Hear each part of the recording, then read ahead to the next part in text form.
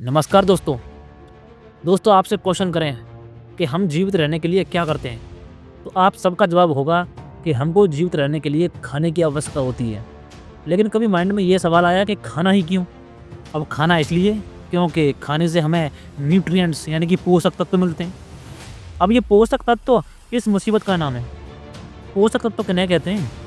तो आपकी जानकारी के लिए बता दूं कि प्रत्येक जीव को अपनी वृद्धि, विकास और शरीर में हो रही अन्य जैविक क्रियाओं के संचालन के लिए न्यूट्रिएंट्स यानी कि पोषक तत्वों की आवश्यकता होती है।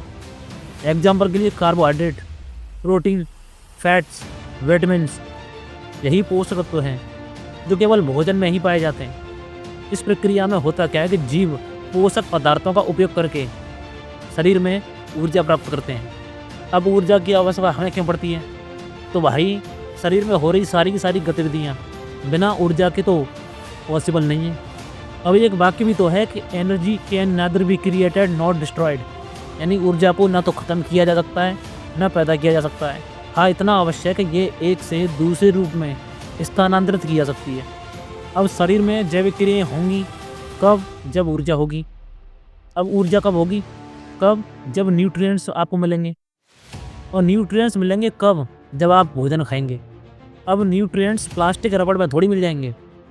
तो इसलिए इस प्रकृति में हर चीज़ पहले से ही तय है। अब यहाँ एक और फैक्ट बनता है कि आगे आने वाली पीढ़ी में सारे के सारे गुण बीती हुई पीढ़ी के होते हैं।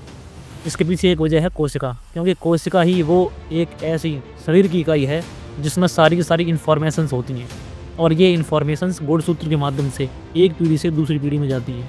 इन्फॉर्मेशंस जैसे कि बाल किस तरह के होंगे, त्वचा का रंग कैसा होगा, शरीर की हाइट में इंक्रीजिंग होगी या डिक्रीजिंग, और इसके लिए कोशिका में भी पाए जाने वाला डीएनए जिम्मेदार है। डीएनए की अधिकांश मात्रा केंद्रक में पाई जाती है, कुछ मात्रा माइटोकॉन्ड्रिया में और कुछ मात्रा हरित लवक में पाई जाती है, क्योंकि डीएनए सभी प्रकार की आनुवांशिक क्रियाओं को संचालित करने का कार्य करता है।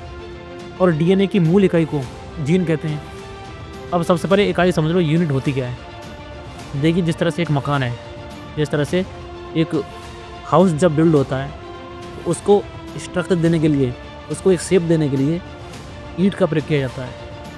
तो ये हम कह सकते हैं कि उस मकान की, उस घर की मौलिक इकाई, मूल इकाई क्या है? ईंट। तो उसी तरह डीएनए की मूल इकाई को जीन कहते हैं।